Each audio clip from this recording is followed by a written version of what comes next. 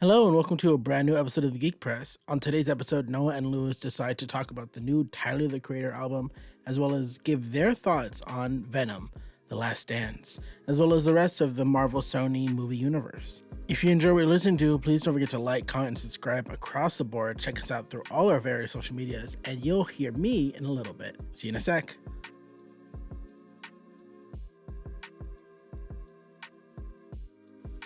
Hello, ladies and gentlemen, boys and girls, days and numbs. My name's Luis Gutierrez, and I am joined by my ever-rotating guest, the celebrity co-host. Today, you know him as the Dodgers superstar, Shohei Ohtani. How's it doing, Mr. Ohtani? How's it feel to win the World Series?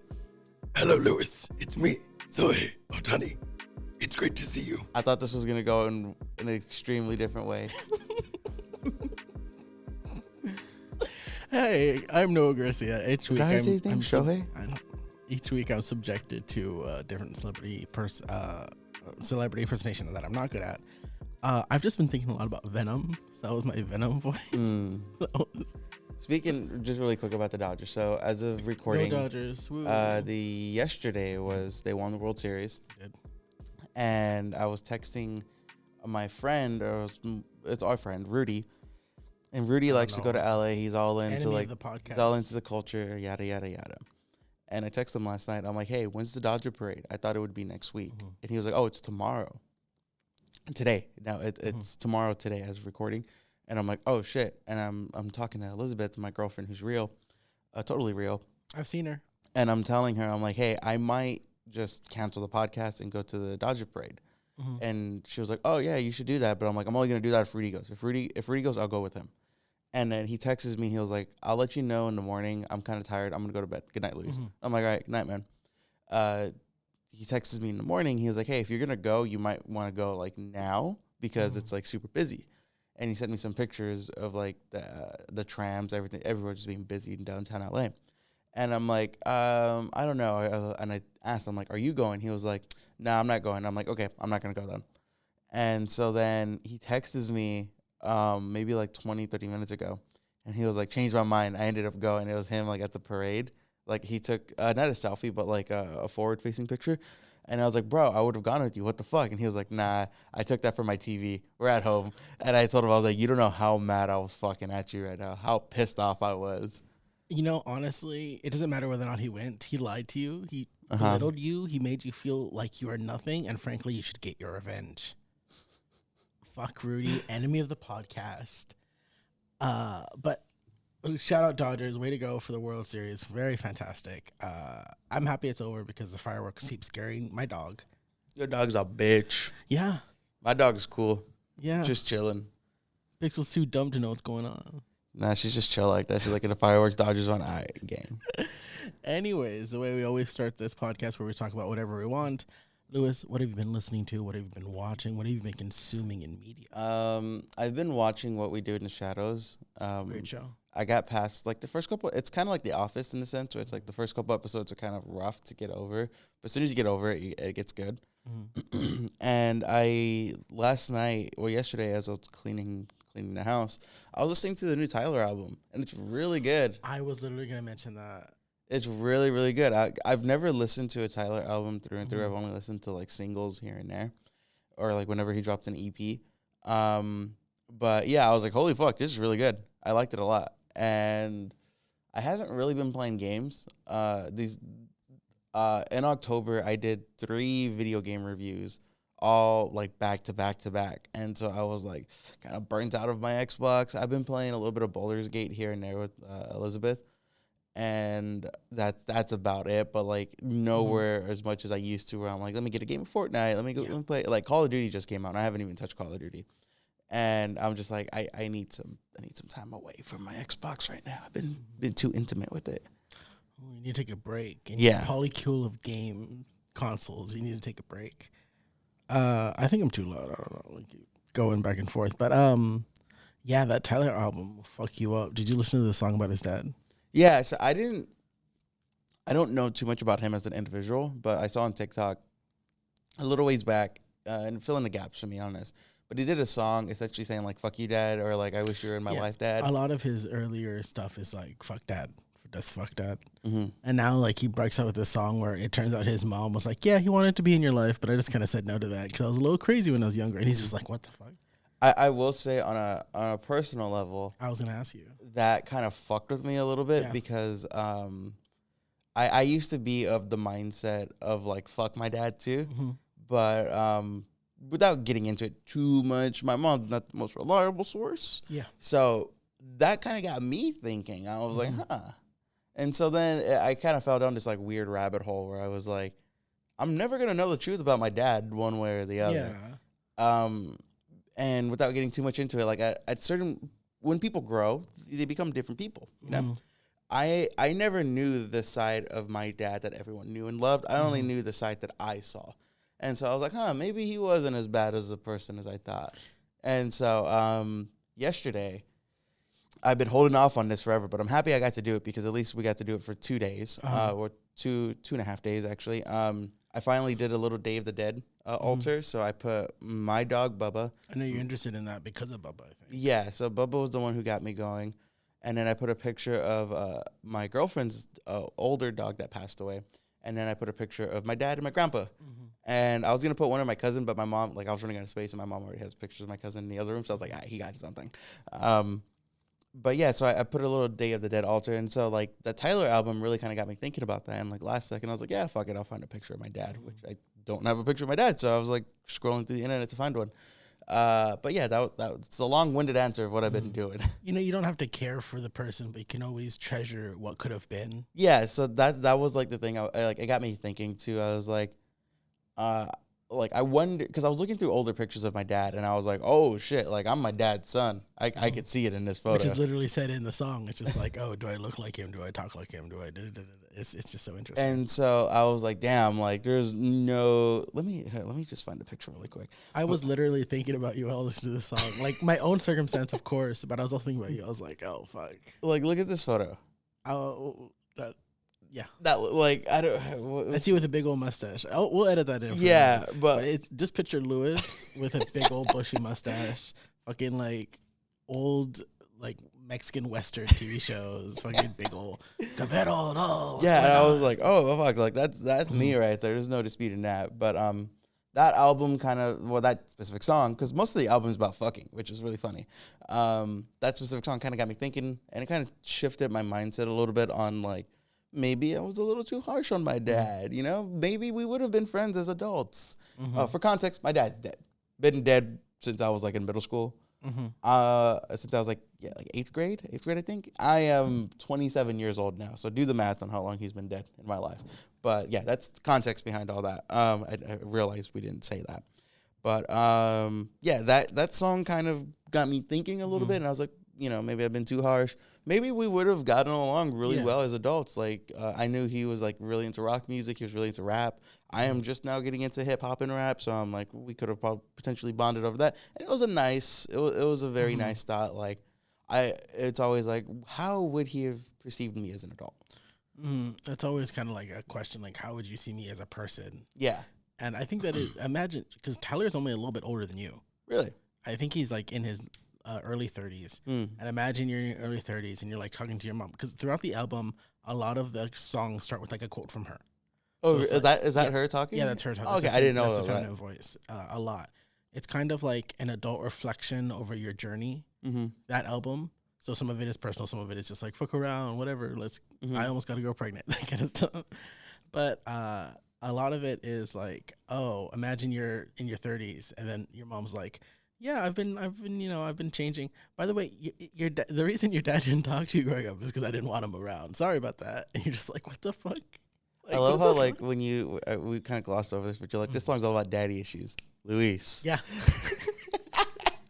Because we constantly joke. We're just like, our dad's dead. Yeah. Neutral ally to the podcast, Kevin, our friend, will be like, oh yeah, my dad was doing something, and we're just like, must be nice because we have dead dads.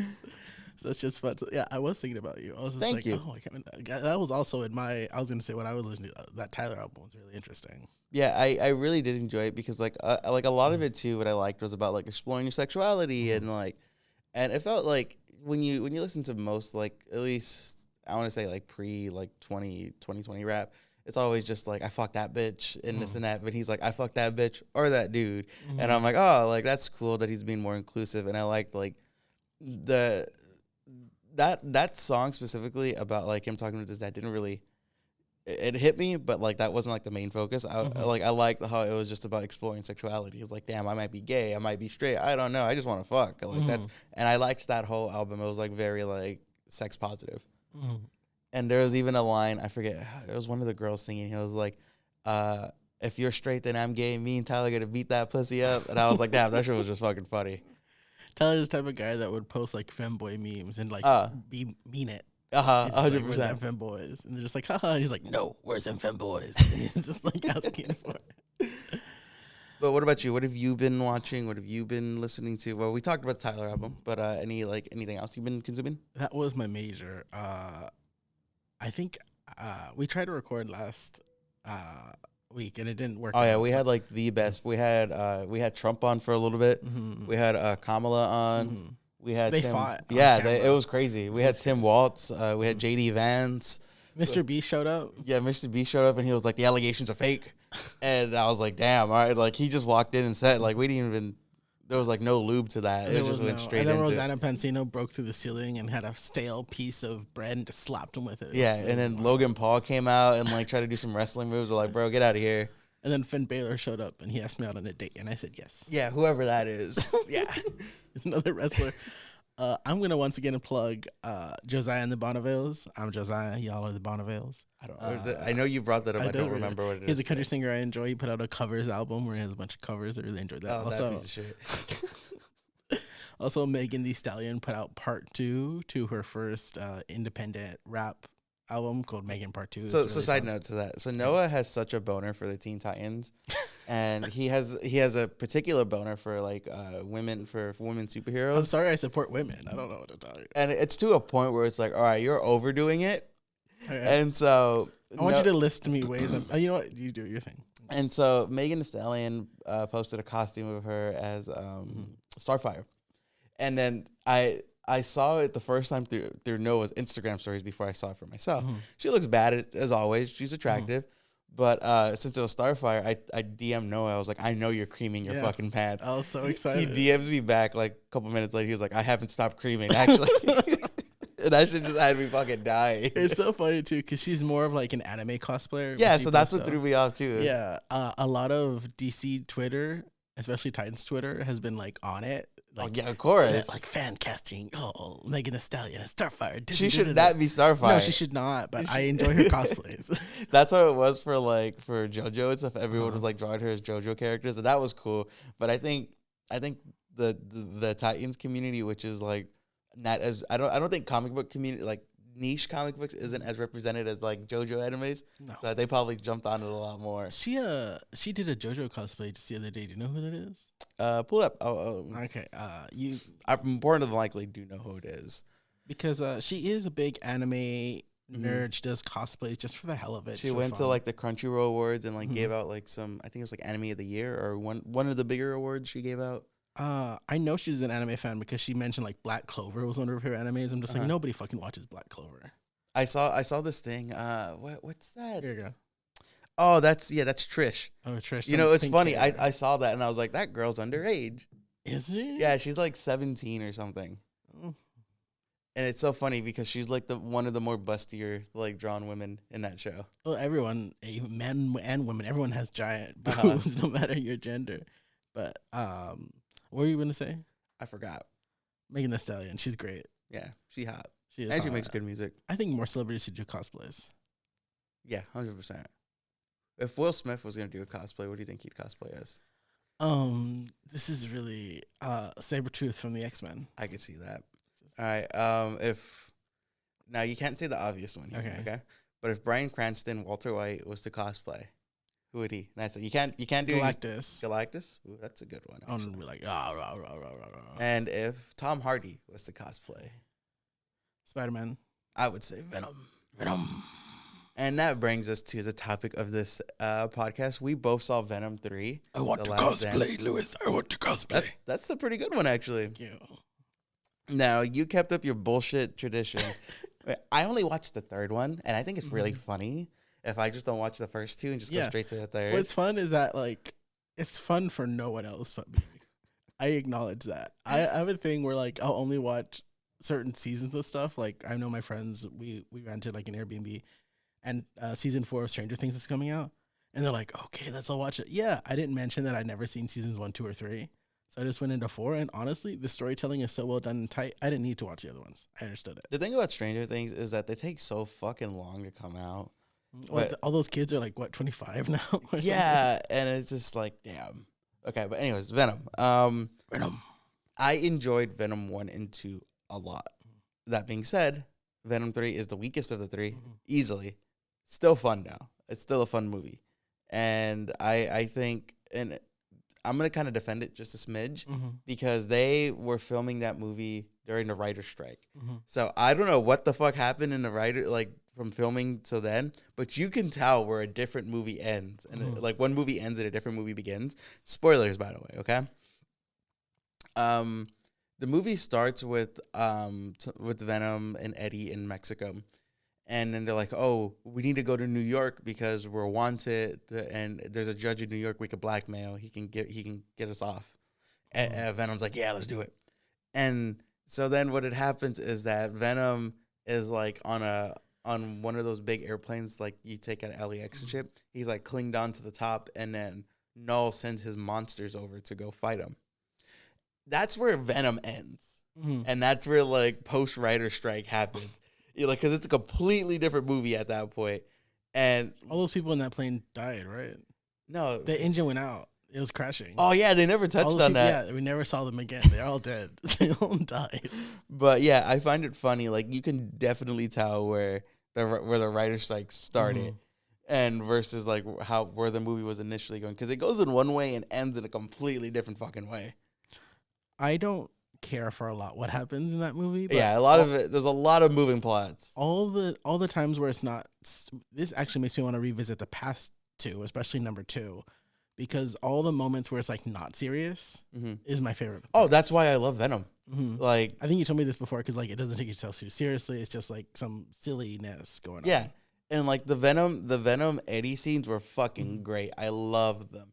There's a whole like dance sequence where like they've established in the movie, they're like, we can't go full Venom because if we go full Venom, the monster's gonna see us. And he's just like, never mind, I have to dance, Eddie. I have to dance with Miss Chen. And then they just start fucking dancing. And then Eddie's like, did you guys practice this dance, Miss Chen? Why do you look so hot all of a sudden? Like, and he's just like, when do you guys have time to practice this? And they're just like, ooh. Yeah. Like, routine. And that's why like I loved Venom at its core. And then like just like one of my favorite scenes was like where they're at a river. And then Venom is chasing him, and he's like turning into a bird. He's turning into a frog. Yeah, that was some fun use of his powers, like jumping around. And then Eddie like kills someone, and he takes like 30 seconds to deal with the fact that he's a murderer. Yeah, but when I saw that, I was like, bro, like you've seen you by proxy killed all these people. Like you've eaten people. I think you can correct me because you've seen the other one. I think there's a difference between like being with Eddie and currently using his abilities. There's like he can partially push that responsibility off. Like, oh, it's because of Venom. It's because I'm with Venom.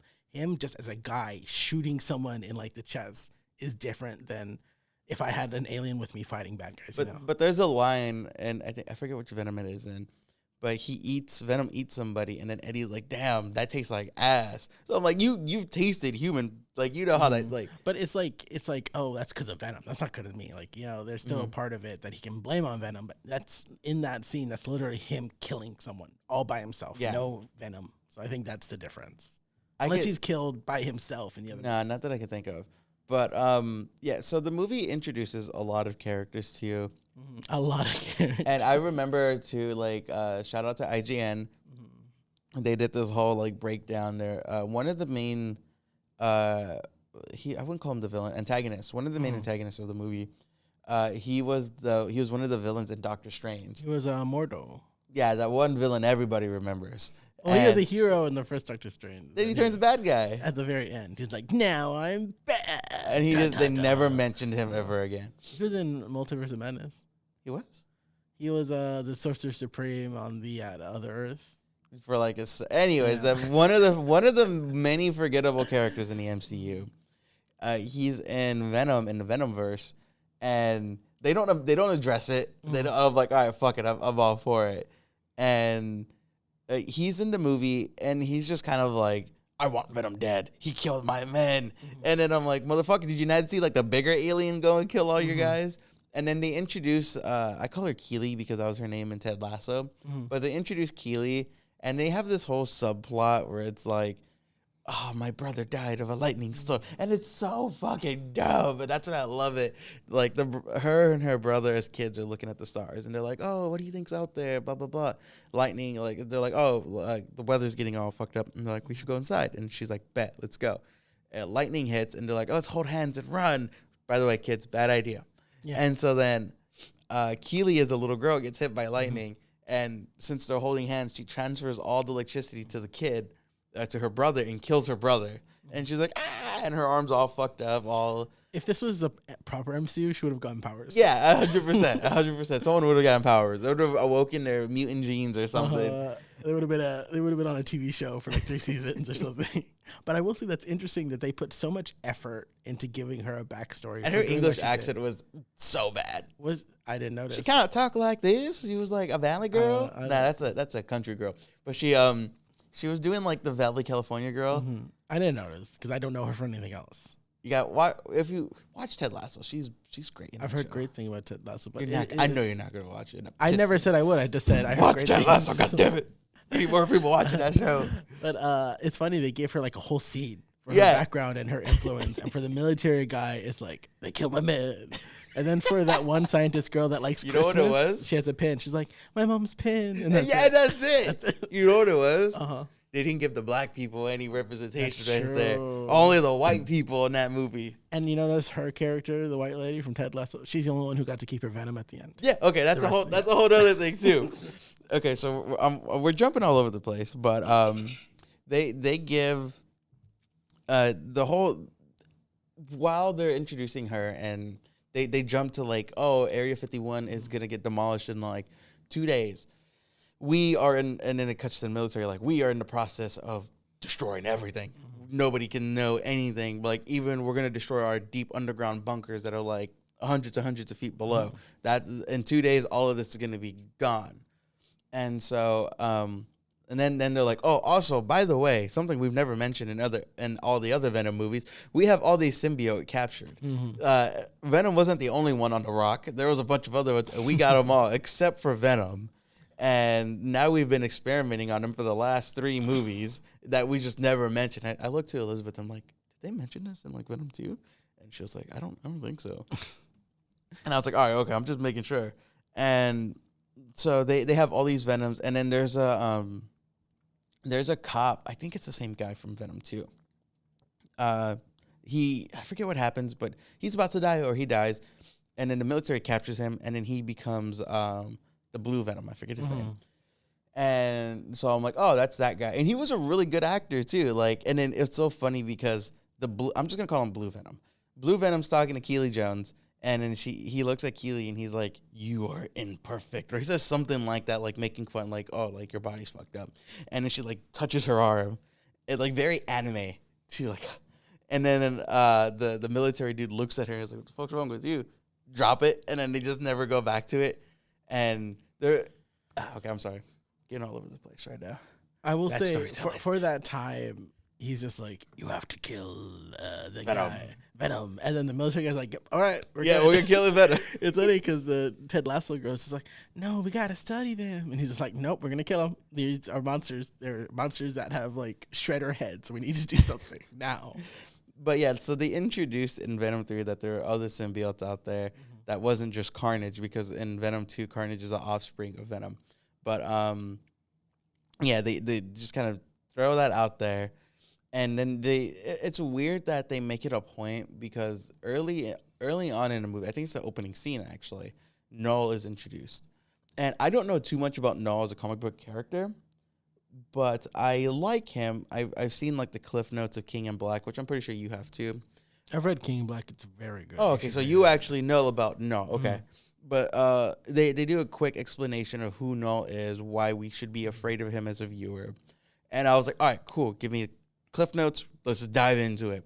And then Noah's like, oh, he's sitting on like this like iron throne. He has his sword, looking all menacing and all that. I'm like, damn, I can't wait for this guy to come out. He's gonna be cool. Venom's gonna step up to the plate, and he's like, I have found the codex. We have to go. And he's talking to all like these like faceless aliens that kind of look like roaches. Yeah, they kind of look like roaches. I was gonna say Demogorgons from Stranger Things, but you never saw Stranger Things. I know what Demogorgons are. No, you don't. You've never seen Stranger Things. I've seen season 4. I've seen Stranger Things. Right, just continue with your tirade. But so he has like these like faceless aliens that like they look all like morphed and all that. And he was like, I will reward you with your life if you bring me the codex. So then they start jumping through these portals, and you're like, damn, all right. It turns out these like faceless aliens are like the main villain the entire movie, and there's like a fuck ton of them too. Not like there's nothing special about one in particular. And I kind of thought, I was like, I didn't think we were gonna see him fight at all. I thought we were gonna, because he's like too big for this movie. In the trailers, they were hyping him up so much. The horse got more hyped up in the trailer than Null did. Are you kidding me? Dude, everything I was like, we got no. I'm not looking back at the trailer, but I remember the horse being more hyped up than the fucking Null was. And I just think it's weird that they introduced Null in the last of the Venom. Oh, haven't you heard the rumor? What? Venom, Madam Web, Morbius. Oh, yeah, I've Craven. They're all getting together in the Sinister Six movie to take down Null. Haven't you heard? Really? Null's the big bat that there? That's the rumor.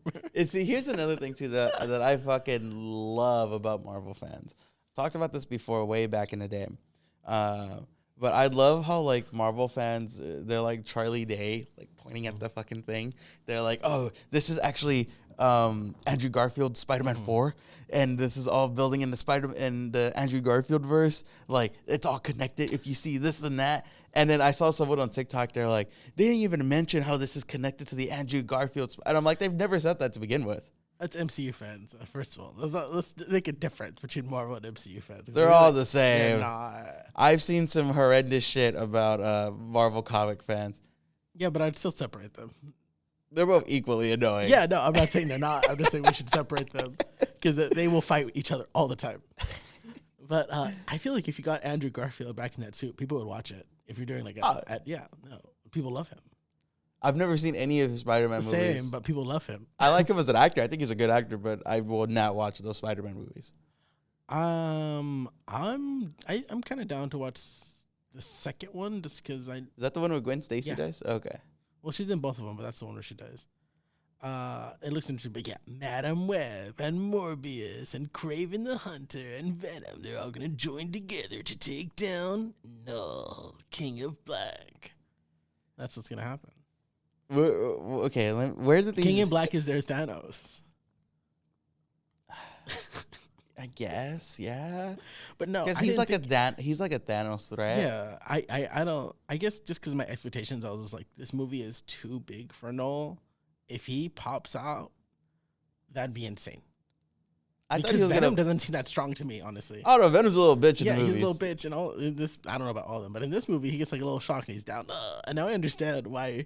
Because in our D&D campaign, I got like a Venom-esque thing.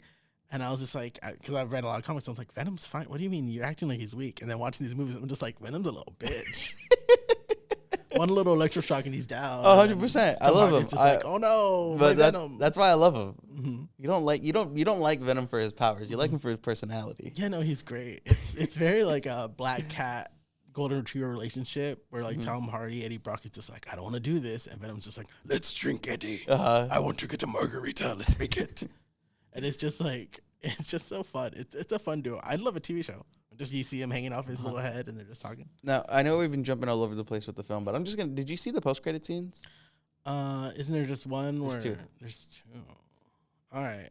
Before we get into it, I want to say really quickly, we were talking about the beginning and Noel introducing like, roll him a duck, and he did all that and he sent them off. And then I was watching it with enemy of the podcast, Rudy, because I hate seeing movies alone. And Rudy like leans over to me. He's like, okay, who is that? What is he doing? And I was like, he just explained everything. Were you not listening? I'm just like, he's an evil guy on the edge of the universe. The symbiotes are his children, and he wants them back. Like, he just said it. And then, it's making me louder. Nobody wants that. All right. Yeah, and then just like, were you not listening? And I guess he wasn't. I don't know. It just, but I will say, as someone who hasn't seen the first two, I did give it some liberties.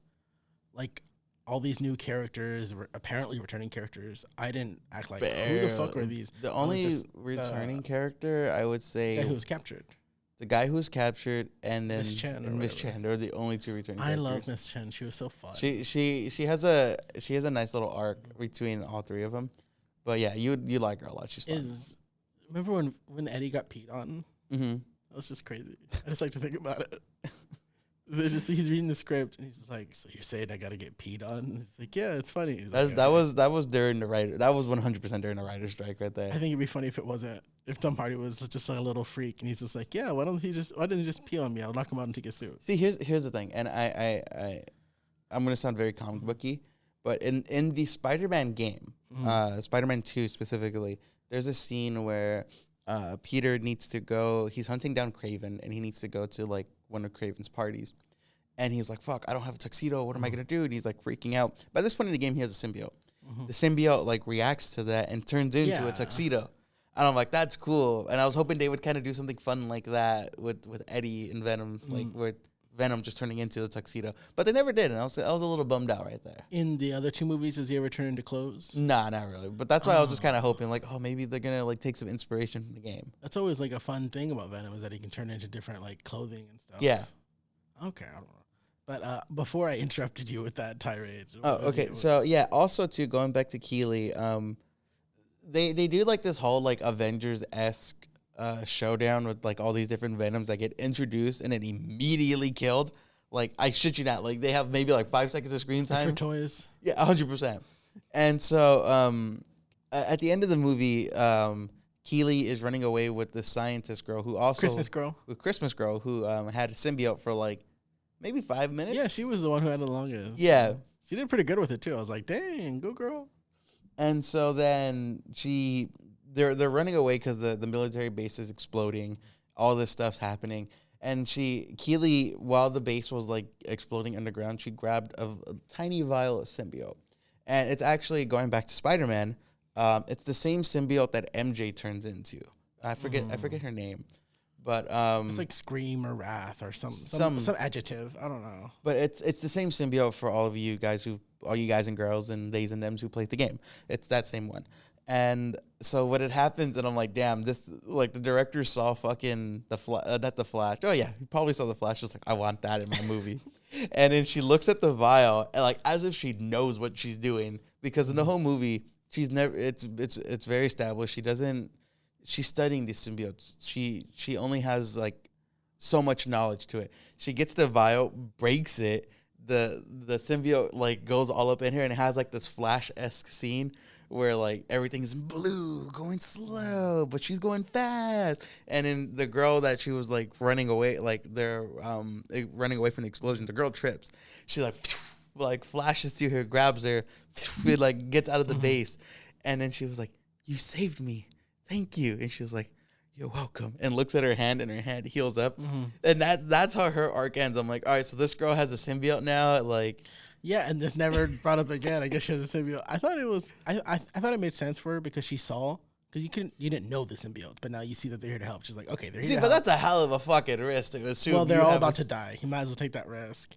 And what was funny is that for some reason, I thought she was gonna give that to the military guy, because that would have been his arc. Like, oh, I hate these symbiotes. Now I'm fighting with them, but I don't like it. Now I'm one of the symbiotes. Like, I thought that was gonna be his arc, but her getting it and her arm being healed, that made sense. But now this is probably one of the bigger spoilers. 3, 2, 1, saying it right now.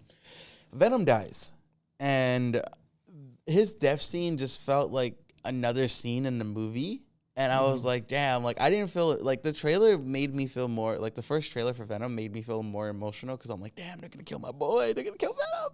But then once it actually happens, I'm just like, oh, okay, it was very anticlimactic. Yeah. And I was like, damn, that's kind of lame. You know what was they more did my emotional? boy Venom dirty. Well, the more emotional scene was in the van with the family. Oh, 100%. He's like, Do you think we ever could have had this life, Eddie? and then they're like staring out, and he's like, yeah, maybe we could have. And I was just like, fuck. And it's like, It was a little gay. He was like, we could have had this life together, Eddie. Oh, it's very gay. Yeah, and he's it's just 100% gay. It's like gay lovers that can't be together, and then one sacrifices himself. And for then the other. there, I forget what Very happens in Roman. Venom 2, but he has a girlfriend in Venom 1 and 2. She didn't want to come back for this movie. Yeah, no, like Venom 1 and 2 are uber connected. Venom 3, they're just like, fuck off. We're going to go do our That's own a writer's thing. strike. That's Yeah, a writer's strike and movie. so like and I was talking about it with Elizabeth, and I was like, and she was like, they kind of wrote her off, huh? And I'm like, yeah, like 110%, because she was a very like major player in both films, and I'm like, that was their way of writing her off. Like, oh, we could have had. That's what. I don't know if I'm reaching or not, but I've at least from as someone who's like as a Venom head. I can't believe you called yourself that.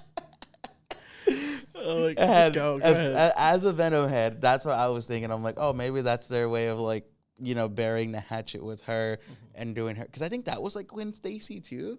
No. Or Somebody else. I forget her name. Not important. But yeah, and I was like, damn, they just kind of left her there. There was so many creative choices they made in Venom 3 where I just like, I'm like, damn, like, if this was like the second movie, I'd be like, all right, I'll give you a pass because now let's see how you're gonna wrap it all up in the third one. You know, it very much felt like now this is kind of like a reach, but it's like it very much felt like The Last Jedi, where like they do all these questionable decisions, and I'm like, why are you doing this? Like, who? But then again, I know there's a lot of people who like The Last Jedi, so you know, bear with me with that analogy.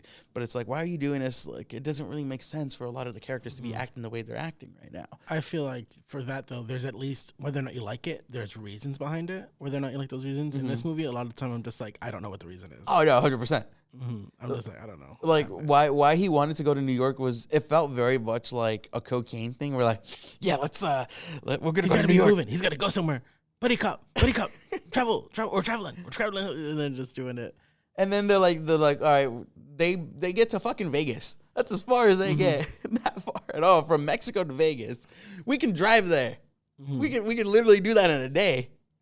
We're doing it right now. And podcast over. Just kidding. And I thought it was funny because he's just like, oh, let's just steal a car. He's like, I don't want to attract attention. Like, you're already in Vegas. And then where you there's hop on like- a fucking plane.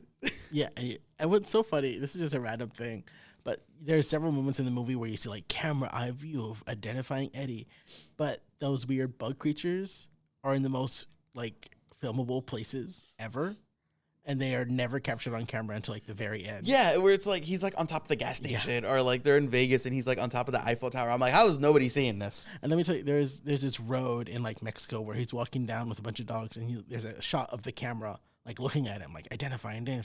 And then right after that, the bug's walking right behind him, Scooby-Doo style. Like, like they don't see it. And I'm just like, what? Did you turn the camera off? Was the person just like, all right, I'm done. We found him. We're good. Like, what the fuck? And so like, yeah, that movie, it's a hot fucking mess. But I loved it. I like, that was clearly the weakest one of the three. One of my favorite lines in the movie where he's like, Eddie's like, damn, this has been a crazy year, huh? And he's like, really? It's been a year. We've been together. And I'm like, bro, Tom Hardy, you look old as fuck. Your face, you know what? That just means he's been going through it. It is one thing. It was like the whole X-Men thing when they were going side by side. It's like he's such a mess as a person. Was he always a mess? Or is that just like something that happened because of Venom? That's something that happened because of Venom. He like in Venom 1, he was like this hotshot journalist. And then Venom 2, he's like, that's when he's like the bad boy, lethal protector. And then at the end of Venom 2, he's like a hot fucking mess. Because isn't there like a moment where he's like falls in a fountain and he's just like sweaty and in a hoodie? He's like, ugh, like that's what I've seen clips of just him being a fucking mess. And in this movie, he's kind of like sad. Yeah. I kind of like it. I'm into this patheticness he's got going on. But see, that's why I like the Venom movies, because you won't see Spider-Man like that, at least not for longer than like half hour. Tom Hardy's depressed through and through the whole fucking movie. What was it? After they're flying and they finally land, he's just like, my vertigo and my thing. And he's just like, I enjoyed it, Eddie. And he's just like, and my Asperger's. And he just starts fucking listing off shit.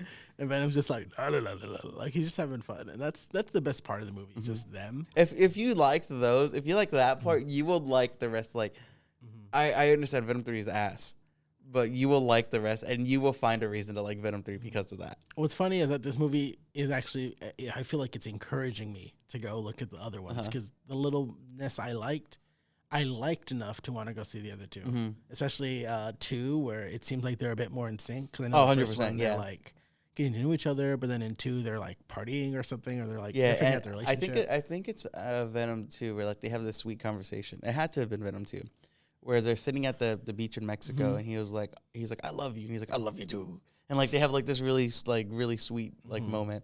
And then here's one thing that really annoyed me. So at the end of Venom 2, their post credit scene, I forget it's the post credit scene at the very end, but this is when they were doing the Spider-Man multiverse MCU stuff, or like this is how the movie started too. You see, and it makes no sense at all, but it got me and Elizabeth very excited because we're like, oh, I want to see them interact. I No, not at all. I didn't think they were. I thought I was. You have too high expectations for things. This is my fault. This is Sony. I let myself get into the thing, but like Venom sees Spider-Man on the TV and he like licks the TV. He's like, I want to see him, and I'm like, why? Like I'm like, because in my head I'm like, you both are kind of good guys. So I like, and most of the time they're opposing forces. So I'm like, how are they gonna get along and this and that? And then Venom's not obviously. Maybe he just wants to fuck. Maybe, yeah. But now, like, he wasn't in the MCU at all, and now technically there's like a little cum splat of Venom in the MCU. Don't you understand, Madam Web? Her web connects them all. Her ability to see through the timeline will help them fight. Does Madam Web connect to the MCU in any way? She could. Okay, explain that to me. Okay, the thing about Madam Web is that I fucking hate you already. Her mother was researching spiders in the Amazon when she was bit while pregnant. That spider's connected to the web of life. Thus, she can see timelines and can go back and forth through certain glimpses. So she can also make astral time projections. So like if I need to go over there and touch something, but if like a video game puzzle, if I need to press 2 buttons at once, it's only me. I can make like a quick time clone to press a button at the same time. Okay. So she can like see through time. That's her big thing. I'm just saying that's very easily transferable to the MCU. Now let me ask you another question. I need to prep myself super quick. It's bad, and I understand that. But if you know me, I love bad things if they're enjoyable. Yes. So that's why I like Madam Web, but continue. Now that we're like balls deep into the multiverse with the MCU, do you think they can justify the TVA like eliminating that timeline altogether with Madam Web? They're like, here's a timeline nuke like they've done in Loki and all the other ones, and like prune the timeline. Maybe.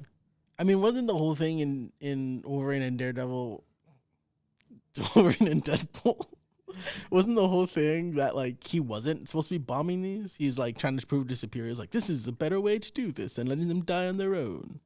That was the whole thing. That was a whole subplot where he wasn't supposed to be doing that. Yeah, Deadpool 3 is kind of forgettable too. It has nice scenes. Overall, forgettable, but it has a bunch of fun scenes. It's a very clippable movie. But they could if they wanted, but Madam Web would be like, you're part of my web. But who is the anchor being in their world? Who knows? What if it is Madam Web? It could be Peter Parker because they're set in the 2000s. And they could have Peter and Uncle Ben and Aunt May is in it. So baby Peter is born. Speaking of that, let's just talk about Madam Web. I haven't read comic books in like 2 months, and I have these pile of comics, and I have it's so funny because I don't know where the plot is going for Ultimate Spider-Man right now. Because the last I remember is that they had the meeting with the Sinister Six, and then the next cover was is Green Goblin taking away J. Jonah Jameson, and then the next cover is like them fighting. I'm like, what the fuck is happening in Ultimate Spider-Man? That's on me. I haven't read them, but I am excited to see where that goes. Is it still good? Is it still like we have different definitions of good? Is it enjoyable? Because I find it enjoyable. Because I've told you this. I've been very vocal about it. I've enjoyed every single issue of Ultimate Spider-Man. Even that one issue that you didn't like because of the art things. It didn't bug me as much as it bugged you. Because that artist David Messina, I believe his art is. David Messina, I remember his name. son of a bitch. He's back for an issue, and I like it better. Okay. I think it might have just been. It was like the hair. Yeah, it might have just been a few weird things, but I enjoyed it. But yeah, you need to pick up those comics. Spider-Woman, Julia Carpenter, Madam Web, baby, we're back. Her web connects us all. 2026, Nola's coming, and Madam Web was gonna have to open some time portals to grab Craven. And oh my gosh, it's so funny that Craven exists as a movie. I will say the Craven movie does look fun though. Yeah, there's nothing. It looks like John Wick MCU. Yeah, it's just his MCU John Wick. He's gonna kill a bunch of guys, and he has maybe powers. Maybe we don't know. Aaron Taylor Johnson's very attractive, so I might just watch it for Aaron Taylor Johnson. Yeah, he's a good looking guy, 100%. I know Elizabeth told me, she was like, that's my Hollywood crush. And I'm like, so do you want to watch it? She was like, yeah, I want to watch it. And I'm like, all right. I mean, I look at this and I'm like, I see Walmart John Wick thrown into Marvelverse. But at the same time, I like Walmart. And they shut the fuck up. But I don't know too much about, like, I don't know too much about Spider-Man. No, let me rephrase that. I don't know too much about, like, Spider-Man, specific Spider-Man villains. Craven being one of them. Most of my knowledge comes from the Spider-Man game, where he was one of the main forces, and a few comics here and there. But from what I understand, he's a bad guy, like, through and through. And so I'm like, are they gonna try to do like the Venom thing, where Venom isn't necessarily a bad guy? He's kind of like an anti-hero. I mean, in the trailer, you see him like killing poachers. Yeah, but he is a poacher of humans. Isn't that just as bad? No, I think the movie's it is very John Wick in the sense that it's like, this guy did me wrong and I have to kill him, or he did something. Because we don't get a lot from the trailer. There's a lot of actions. I do like the Rhino. The Rhino looks very cool in that movie. Yeah, he does look pretty cool. And I can't wait to see them all in Madam Web connecting their webs. And so how does like, okay, see, this is where I'm having issue with that, because you sound like an MCU fan now. Yeah, I know this is, but the MCU did it right in the sense where it's like Nick Fury was like, I'm starting a team, and then the person that Nick Fury recruited would pop up in the next post-credit scene, and so on and so forth. That hasn't happened. They had fucking Vulture, and he was like, Morbius, we're gonna go form the Sinister Six, and he's like, bet. Is that what happens in Morbius? I didn't watch it. I've only seen. My knowledge is coming based off of what people have said on TikTok. But it's something like that, where like Michael Keaton comes out of nowhere, that he's like, all right, we're forming a team. And he's like, I like that idea. Do you want to go to my sex cult island? There is a fun. I love how we were supposed to talk about Venom. We talked about. We talked a lot about Venom. Now we're just expanding on Venomverse, the Sonyverse. There is a fun little comic that has the TVA in it. It has a lot of the actors from the show, but it also has Captain Carter and Gwen Stacy's Spider-Woman. Is this the Gwenverse comics that they did? No, it's like a tie-in. Movie tie-in? Oh, okay. It's not a movie, but it's like a movie and comic tie-in where they have those characters, but they also have Captain Carter and Spider-Gwen in it. And I was just like, oh, that might be a little like testing ground to bring them into live action, maybe. That like 5 people read? Yeah. And one person emailed us saying, technically this wasn't. Technically, I don't want to talk about Gwen Stacy. I don't know why I brought her up. I saw this thing on TikTok where it was a clip of Immortal Hulk. And have you read Immortal Hulk? Are you familiar with Immortal Hulk? I'm aware of it, kind of. So it's pretty much like the Hulk can't die. And because of that, like the Hulk is taking over, and Bruce Banner's like trying to like fight it. And it's more of like a horror story than anything.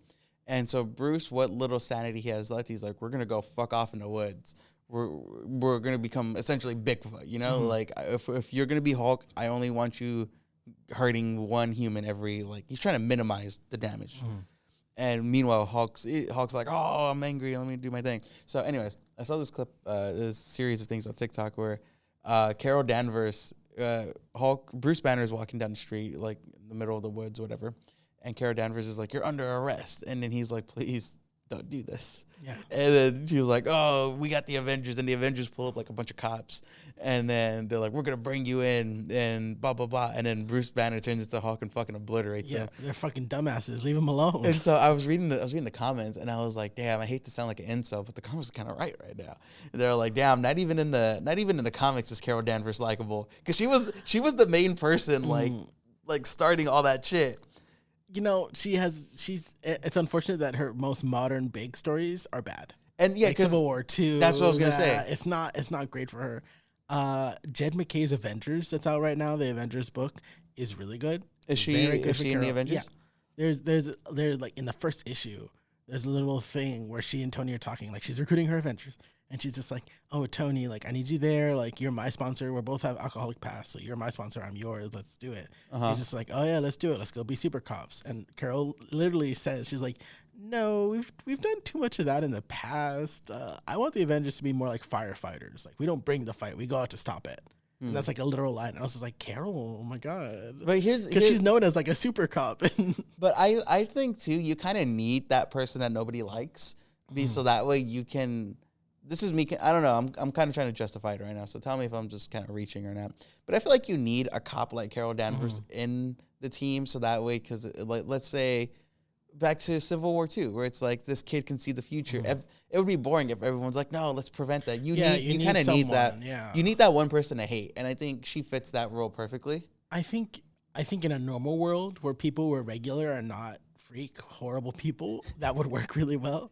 But on a world, she just so happens to be a woman, all right? In a world where Brie Larson will sneeze and incels will make 20-minute videos about how that's dooming humanity. And how it's not good. It's not good. It's bad. They're so obsessed with Brie Larson. It's crazy. There's this TikToker. He was making it was a parody video. He was like, I hate Brie Larson because of blah blah blah blah blah. And then she goes and hosts like Jimmy Fallon. And she's showing like a lot of boobs, and they're like, oh, I forget she has big tits. I like her now.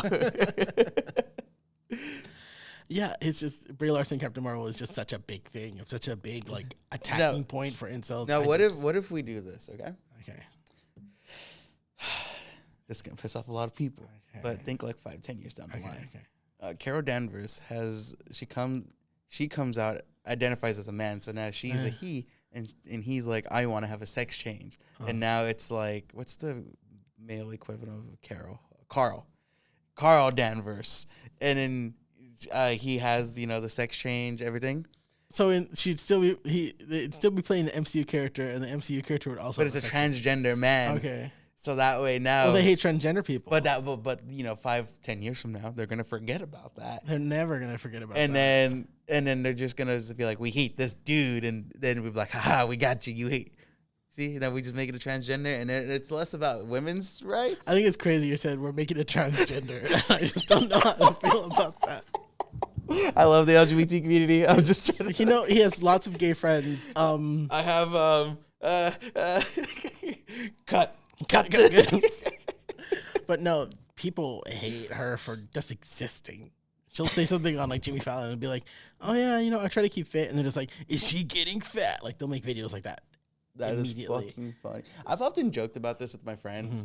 You too. I've said this. I'm like, I'm just gonna be like a Ben Shapiro, like Joe Rogan podcast where I'm just gonna hate on everybody, and they would love it because they're like, look at this brown man talking shit about other brown people. He's one of the good ones. I often like bounce the idea in my head. I'm like, no, it's like the Green Goblin mask in the background. It's like, we can do it, and I'm like, no, get away from me. There's a thing where it's like morals, but also money. Can we afford morals? Because the morals are expensive. We need money. We have rent to pay. So forgive us if we're a little alt-right, just to get some incels to give us those Twitch Prime subscriptions or whatever. Because like you have like the uber liberal Hassans, but we need like who is the conservative equivalent of Hassan? I say Ben Shapiro, but no. There's plenty of them. We just don't. We don't. Really Aiden Ross. Aiden Ross, maybe. What's so funny? I think I mentioned this before. I've never heard of this podcast is a fucking trip. I don't know. We get it. I was a guest on the Waffle Press. I was gonna say the Waffle House. That's actually a good. Diego, if you're listening and you want to do a spinoff, do the Waffle House and like what is the Waffle House would like, I don't know if he wants to do like video games or like any other kind of medium. I think that would be like a cute way of saying, well, we're still Waffle Press, but Waffle House. Yeah, that's good. Fuck you. No, you that's good. No, you're like, yeah.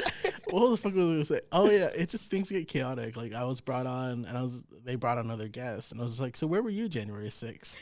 And it's just like we're talking about scary movies. I'm just like, that's scary to me. I don't know what you're talking about. But anyways, Madam Web, her web connects us all, including Venom when he comes back, and then Venom Last Dance means nothing. So so at the end of Venom, at the post-credit scene, they show, because you know how they have the little talk about cockroaches surviving anything. You see a cockroach come up, and the vial that Kaylee broke, it like zaps the cockroach, but it's black, and I couldn't, because it's a very quick scene, and I'm like, wait, is Venom on the cockroach? That's what I thought too. I was like, is it going to be an ending scene where Venom's alive? Like that's where I thought it was going. Yeah, so that's, and then the other scene is the it's funny enough, the guy was in Ted Lasso as well. The guy that they arrest in the very beginning, he gets out of the prison, or I forget what happened. He dies. The roach comes down and they do. You know, one thing I like about that roach creature is that it has like dies? a shredder head. Yeah, he grabs like the weird tail thing and it goes through his body and he shreds him. That's how most of the Venom symbiotes die. No, the Mexican guy. The Mexican guy. Oh, at the beginning, yeah, they took him and we never saw him again. No, he comes out like he escapes the Area 51. Does he? Yeah, and then Null's like, I will wake up and I'm coming. And then Madam Web was just like, my web connects us all. Can we just talk about Madam Web? No, I think we can just look at the podcast. All right, no. What's the homework you're assigning folks today? My homework is to have everyone listen to, if you want to party, go listen to Meg Act 2. If you want to feel things, go to Tyler's album, Chromatica, I think it is. No, keep talking. And also to go to your comic book store and pick up Absolute Wonder Woman again. Plug in that again because it's a really solid first issue. And frankly, controversial. It's better than the Tom King Wonder Woman right now. Just because the Tom King. I know a lot of people hate Tom King. It's a mess. Let me ask you this before we end it. Do people? I'm not gonna say justifiably, but like, can you see why people hate Tom King? Or they're like, okay, well, because he was in the CIA during the planning of the invasion of Iraq. What the fuck? Yeah, I didn't know that. Damn. And it's all right, so you could not like him for that. All right, okay. He literally wrote a comic book called Jenny Sparks, which is out right now. That's about a woman who was affected by 9/11, and she's a superhero. Is it done like tastefully at least? Like, it's just odd. Okay, it's an odd thing, and honestly, I think I would be willing to give it a pass if like it told a deeper meaning, but through the superhero genre. If you get what I'm saying. The first 6 issues I think are really solid because it's about like. It's like a viewing of Wonder Woman. And then as the story develops, it gets a bit more like weirdly political in the sense that it's not like there's a moment where she's like on the floor crying with the American flag. And there's no reason for that because she's beholden to America only because her friends live there. Let me stop you right there for 1 second. Like I can keep going. You need to stop me. That reminded me of the panel like Marvel did for 9/11 where all the villains are helping clean up the mess. Even Dr. Doom has like and Dr. Doom has a tear. And I remember looking through the TikTok comments and people are like, why is Doom crying? He has done worse things than 9/11. And the top comment was like, the Doom's crying because now Reed Richards building's the tallest one in New York City. He's just like, I cannot believe Richards is the tallest building here. And he's just really pissed off. But I will say my homework for you guys is to go and watch What We Do in the Shadows. That's a good show. Just go watch it. Not enough people be talking about it. I'm just kidding. It's already done. No, my real homework for you guys. Is to watch Madam Web. Yeah, go. We need to gaslight Sony Studios. Yes. And we need to get Madam Web back. Like, that needs to be studied. How, like... we were able to I say we collectively, were able to gaslight a movie studio into bringing Morbius back. And then everyone's like, I got you. We need to do that, but we need to do it for Madam Web. Or Venom, honestly. Let's just show up and start yelling. Well, Venom's still going. It might end soon. I don't know. The theaters are shrinking. They're shrinking fast. All right. Well, thank you all for listening. If you made it this far, please be sure to give us some criticism in the comments down below. I don't. And if it's bad, you can go fuck yourself. But if it's good, we like you. That was so extreme. Oh my God. And if you do have any criticism too, you can just DM me at Rudy's Alright on Instagram and Rudy's Alright on Twitter. And thanks everyone for listening. I hope you have a good day, good night, good afternoon, and hopefully we will see you next week. But I forgot to book some studios at the library, so we're going to be doing this remote. Hey. All right, bye-bye. Bye.